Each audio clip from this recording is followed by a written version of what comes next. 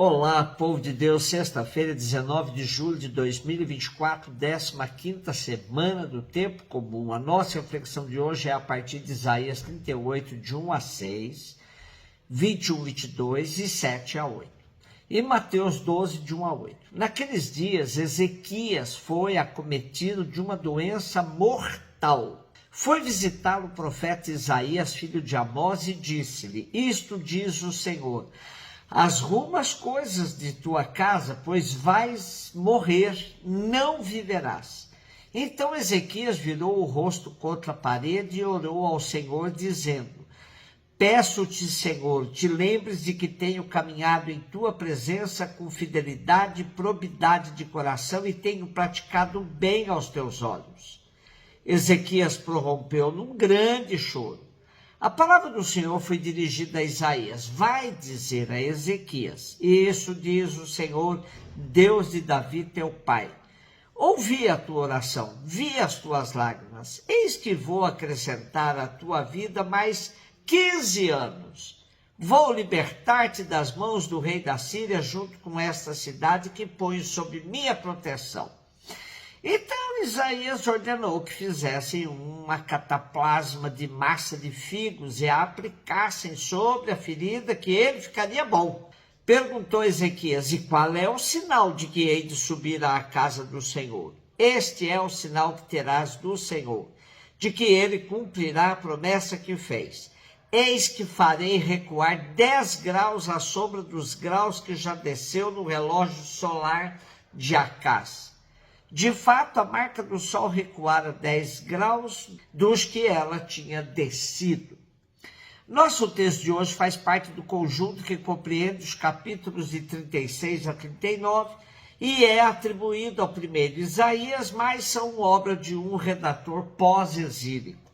Os acontecimentos narrados remontam aos últimos anos do século VIII a.C., durante o reinado de Ezequias, estando documentados em Segundo Livro dos Reis e em textos assírios. O autor sagrado retroprojeta o contexto para antes do assédio posto a Jerusalém pelo rei assírio Senaqueribe e 15 anos antes da morte de Ezequias. O rei Ezequias adoece gravemente e o profeta garante que a situação é sem esperança. Vais morrer muito brevemente. O rei, que interpreta a doença como castigo divino, não perde, todavia, a confiança em Deus e no seu profeta. Reage com uma oração ao estilo dos salmos de súplica, invocando a misericórdia divina. Apresenta a Deus a retidão da sua vida cheia de boas obras, segundo o princípio da retribuição. Deus terá de usar de misericórdia para com ele. Como pode o justo morrer na flor da vida? Javé escuta Ezequias e acrescenta 15 anos à sua vida de rei. E não só o rei será curado, mas também Jerusalém será libertada do rei da Síria. Afinal, estava em causa não só a vida do rei, mas também a do seu povo. A oração de Ezequias, que vai do versículo 10 ao 20, é uma verdadeira obra de arte, um poema de rara beleza. É preciso levar em conta que o rei Ezequias está com uma ferida, condenado à morte, e que ainda não havia crença na ressurreição dos mortos. Vejamos pelo menos um pedaço da poesia, da sua oração. Bem no meio da minha vida eu me vou. Pelo resto dos meus anos ficarei postado à porta da mansão dos mortos. Já não verei mais o Senhor na terra dos vivos, nem verei mais ninguém entre os habitantes da terra. Levantaram e enrolaram a minha morada como tenda de pastores. Como um tecelão, eu teci a minha vida e me cortaram os fios. Dia e noite foste acabando comigo, clamo até o amanhecer. Como leão ele quebra todos os meus ossos, dia e noite tu me consumias. Estou piando como andorinha, gemendo como pomba. Meus olhos estão cansados de olhar para o alto, estou oprimido. Ajuda-me, Senhor. Só encontrarei paz quando arrancaste a minha alma da tumba e não levaste em conta meus pecados. De fato, a mansão dos mortos não te louva. Não é a morte que te entoa hinos.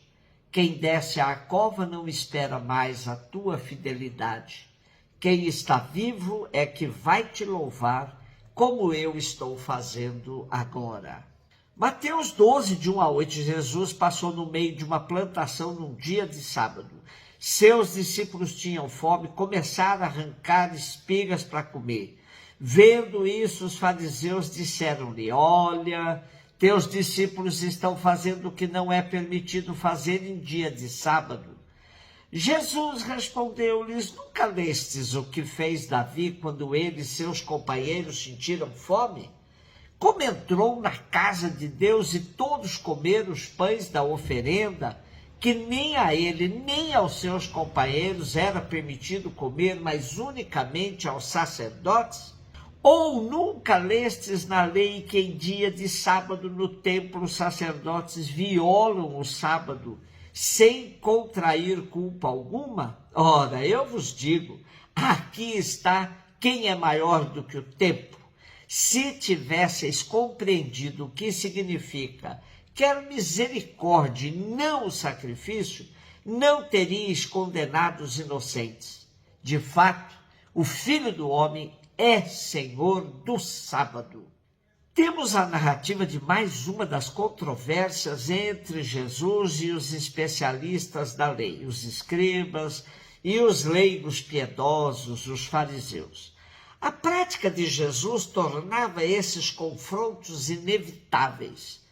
A religião deve ser libertadora, mas os judeus a tinham tornado um jugo insuportável, como vimos ontem.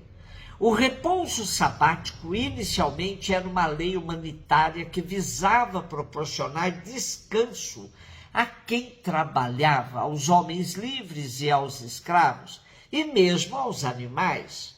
O sábado era um dia de festa para todos, lembrando a libertação da escravidão do Egito e antecipando o repouso escatológico, quando a criatura irá participar no repouso de Deus. Mas essa lei, ao serviço da pessoa humana, transformou-se, com o passar dos anos, também numa lei sagrada. Por isso, a afirmação de Jesus, o sábado foi feito para o homem, não o homem para o sábado, constituía-se numa verdadeira blasfêmia. Hoje encontramos outra grave declaração de Jesus sobre o sábado.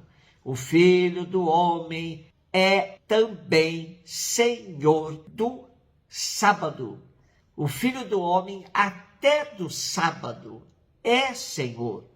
Uma tal afirmação significa que a autoridade de Jesus é superior à de Moisés, em força de sua relação especial com aquele Deus a quem se pretende honrar com a observância do sábado. Ele, e só ele, pode definir o que é lícito e o que não o é. Depois de revelar o amor do Pai, Jesus repõe o ser humano no centro do verdadeiro culto. Prestar culto a Deus não pode ser algo separado da atenção às pessoas que Deus criou e ama. Não pode haver conflito entre a lei religiosa e as exigências do amor ao próximo. A história de Israel confirma-o, uma vez que a sacralidade dos pães da oferenda não impediu Davi e os seus homens famintos de se alimentarem com eles. Tal argumento de Jesus não se derrota de forma alguma. Um beijo no seu coração.